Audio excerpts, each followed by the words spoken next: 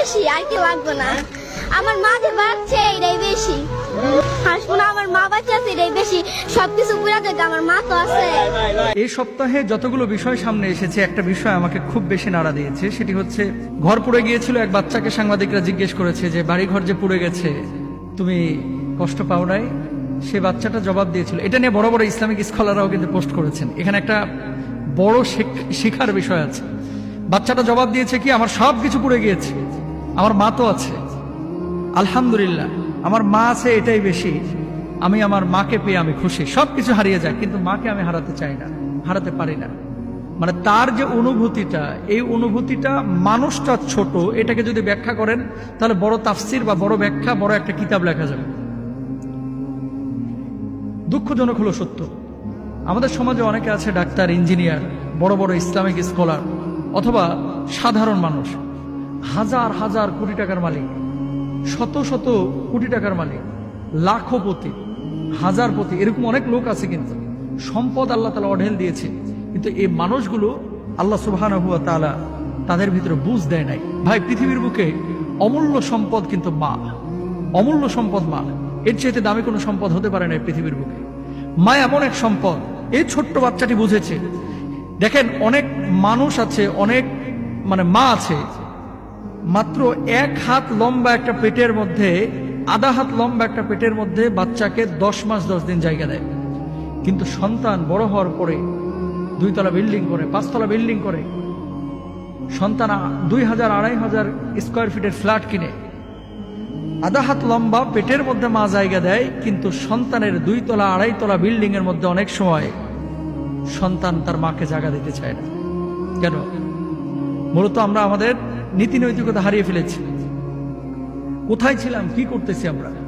রাসূল আকরাম সাল্লাল্লাহু আলাইহি ওয়াসাল্লাম বলছেন, হুমা জান্নাতুকা ওয়া নারুক, বাবা মা তোমার জান্নাত, বাবা মা তোমার জাহান্নাম। বাপ মাকে খুশি রাখবা, আল্লাহর জান্নাতে যাবা। বাপ মাকে অখুশি রাখবা, আল্লাহ রব্বুল আলামিনের জাহান্নামে যাবা। মা বড় দামি সম্পদ। যখন জীবিত থাকে অনেক সন্তান বোঝে না, যখন মারা যায় তখন বুঝে যে কি সম্পদ হারিয়ে ফেলছে। আপনার মা এক সময় চলে যাবে ভাই পৃথিবী থেকে। এই ছোট্ট বাচ্চাটা, তার যে অনুভূতিটা, এই অনুভূতিটা অনেক প্রাপ্তবয়স্ক পুরুষ বুঝে না, অনেক শিল্পপতি বুঝে না, অনেক অনার্স মাস্টার্স করা শিক্ষিত ছেলেরা বুঝে না, অনেক মেয়েরা বুঝে না।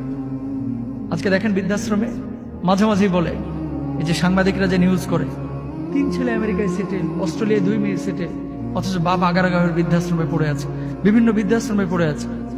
ছেলে মেয়েরা যতদিন বাপ মার সম্পদ থাকে ততদিন টেক কেয়ার করে। বাপ মা যখন আর কোনো কাজ কর্ম করতে পারে না, ঠিক সেই সময় বাপ মাকে বোঝা মনে করে বৃদ্ধাশ্রমে পাঠিয়ে দেয়। আল্লাহর আদালতে তোমার দাঁড়াইতে হবে। বাপ মা এমন একটা সম্পদ, যাদের ব্যাপারে আল্লাহ সুবহানাহু ওয়া তাআলা বলছেন, ওয়াবুদুল্লাহ ওয়ালা তুশরিকু বিহি শাইআ ওয়া বিল ওয়ালিদাইনি ইহসানা। আল্লাহর ইবাদত করো, আল্লাহর সঙ্গে কাউকে শরীক করো না, আর বাপ মার সঙ্গে ভালো আচরণ করো।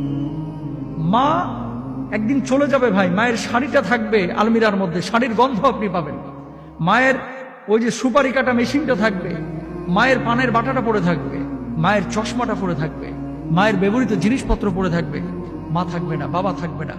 ছোট্ট বাচ্চার যে অনুভূতিটা অনেককেই কিন্তু কাঁদিয়েছে, এবং আমাদেরকেও কাঁদিয়েছে। আমাদের ভেতরেও একটা জাগরণ তৈরি করেছে, এবং আমাদের ভিতরেও একটা স্পৃহা তৈরি করেছে যে আসলে বললোটা কি, সে কি কাজটা সে করলো, কি কাজটা সে করলো। এমন কাজ, এরকম চেতনা, এরকম একটা সুস্থ মস্তিষ্কের কথা এতটুকু একটা বাচ্চা কিভাবে বলতে পারে? তার মানে মা তাকে শিখিয়েছে, এই মা তাকে শিখিয়েছে, বিধায় সে শিখেছে হুমা জান্নাতুকা ওয়া নারুক, বাবা মা তোমার জান্নাত, বাবা মা তোমার জাহান্নাম। জাহান্নাম। বাপ মাকে খুশি রাখেন। বাপ মার পেছনে খরচ করে পৃথিবীর কোনো মানুষ কিন্তু ফকির হয় নাই।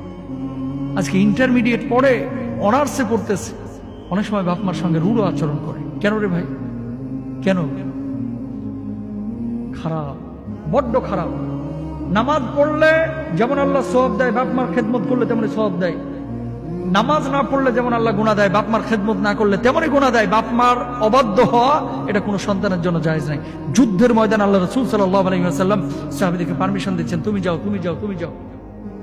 শেষে একজন যুবক দাঁড়ানো, ইয়া রাসূলুল্লাহ আমিও যাইতে চাই। ঘরে না বুড়িমা আছে, তুই তোর বুড়িমার খেদমত কর। আল্লাহ রাসূল, ওরা তো অনেক সওয়াব পেয়ে যাবে, আমি তো সেই সওয়াব পাবো না। আল্লাহ নবী জবাব দিলেন, বাড়ির মধ্যে তুমি তোমার বুড়িমার খেদমত করবা, ওরা জিহাদের ময়দানে গিয়ে যে সওয়াব পাবে, আল্লাহ তাআলা তোমার আমলনামায় সেই সওয়াবের ব্যবস্থা করবেন।